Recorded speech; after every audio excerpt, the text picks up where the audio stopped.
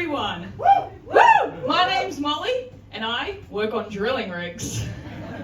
So yes, that does mean our safety induction includes watching Deepwater Horizon. So I'm a geologist, which means that I look at the rock samples as they're drilled and come to surface, and I've finally achieved my childhood dream of being paid to lick rocks. And also my adulthood dream of just being paid. So a lot of people ask me why I work in this dying oil and gas industry. But with a male to me ratio of 28:1, this really satisfies Trump's DE&I policies. Now, despite sounding like your typical Perth FIFO worker straight off the flight from Bali, I'm originally from Brisbane, which is basically a holiday destination for me now. $1,000 flights, the red-eye jet lag, and there's way more cultural diversity than Kuta Beach. Plus, I don't have to risk seeing my crew here in budgie smugglers. So, I've only just moved to Perth, and the biggest difference so far, apart from the really sexy old rocks, is that every time I say I'm a geologist, and this happens a lot, I've had this conversation a lot now, and every single time the answer is always, oh yeah, my uncle's a geologist. Oh, my neighbour's a geologist. Oh yeah, my uncle's neighbour's dog's a geologist. Damn, so legitimate. Bet he licks more rocks than I do too. And his friends won't think he's weird. It's not weird. So, what am I looking at here? So I look at these rocks that are drilled and come to surface. And we're drilling for gas. So I make some very expensive, very fast decisions on where the gas is. The gas that I'm looking for is in coal.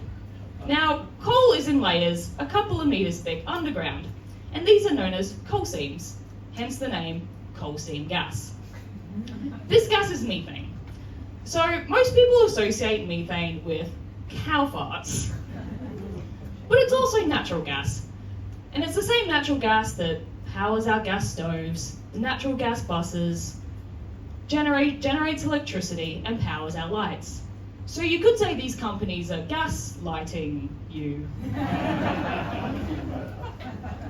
Anyway, I work in geosteering, which means that we navigate where we drill based on the rocks that we see. So instead of just drilling straight down and accessing only a small amount of coal, we go down and across, drilling horizontal, trying to stay within the same coal seam. Now, I know the concept of me giving directions underground may be a little bit confusing, and don't worry, it confuses my partner too. Who knows, I'm still trying to learn my left from my rights. But don't worry, I make some really good snacks, so I haven't been revoked my passenger princess duties just yet. So, the longest horizontal is currently 15 kilometres, which is the same distance from out here to Fremantle. And like a tunnel would avoid traffic and angry river swans that nobody warned me and my picnic about, thanks guys, we also drill to avoid mountains and rivers and other hard to access locations. We also do this to reduce our land footprint, with one well replacing many, so we don't need to have the need to build so many roads. But the real reason is that when we drill horizontal, we can just access a lot more coal and a lot more gas, which means more gas for the domestic network, driving down our energy costs and solving our cost of living crisis so you guys can buy Easter eggs. Not authorised by P-Show and Liberal Party Canberra.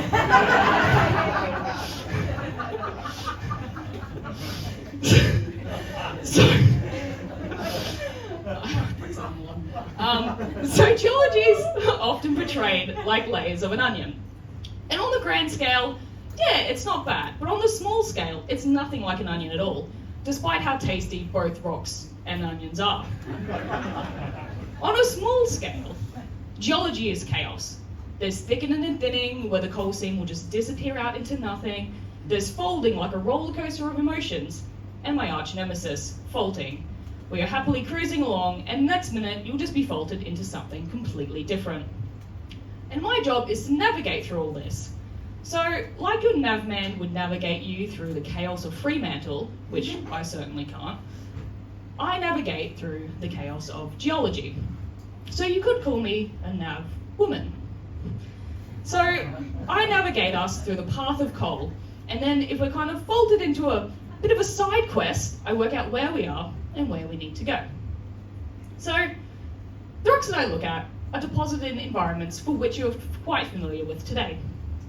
We have nice beach sands, you know, the type that stick to you like stripper glitter for the next week.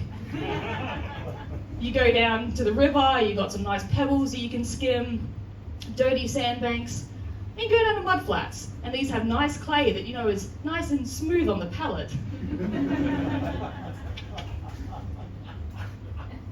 And all these different rock types have different characteristics. Like you can see, there's colours, textures, grain sizes, and we see these same characteristics underground, and that's what I'm looking at.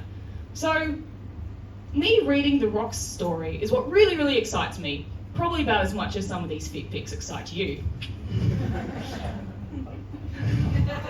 But what excites me the most is swamp gas. So, coal is formed in swamps, and swamps just have a lot of dense, thick vegetation with plants just consistently dying, much like my vegetable garden in Perth.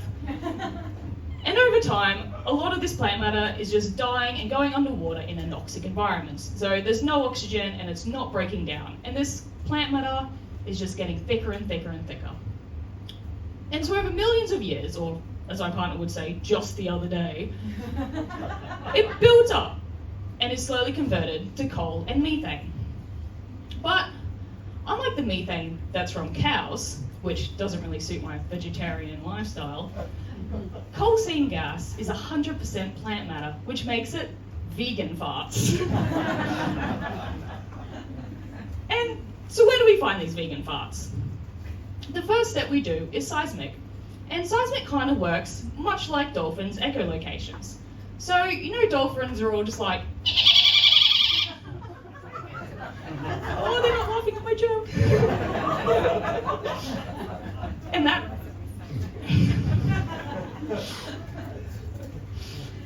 But instead of dolphins, we need something that penetrates the earth. So we use vibrators. And no, not because we're lonely in field. Did you see that guy to girl ratio? No.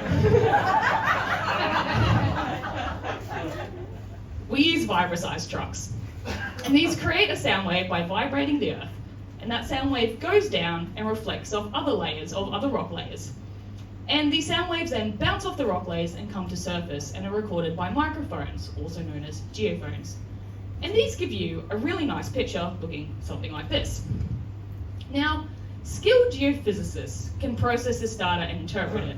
However, I just hope you look at it and blur your eyes and hope the image magically jumps out at you. Nowhere near as fun.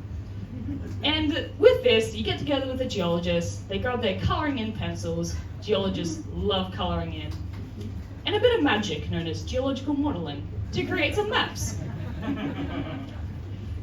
Now, these maps are a bit like your treasure maps. We know what the goal is, we want to find coal, we know roughly where it is, we know what we're going to see along the way, and we know the hazards involved.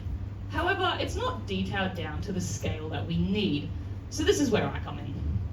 So as we drill down, I navigate us through the lakes and the rivers and into the swamps, and then drill across, navigating, hopefully staying in the coal, and if we get a little sidetracked, then get us back on track and to our destination. And once we're finished drilling, we pull it all out, put the gas into our pipelines and into your homes. So next time you're having a really hot shower, contemplating why you didn't study geology, you can or maybe you did. You can remember that it's powered by farts from the past. Alright, that's enough fart jokes for me before I dig myself into a deeper hole of rock slip. Thanks everyone for coming.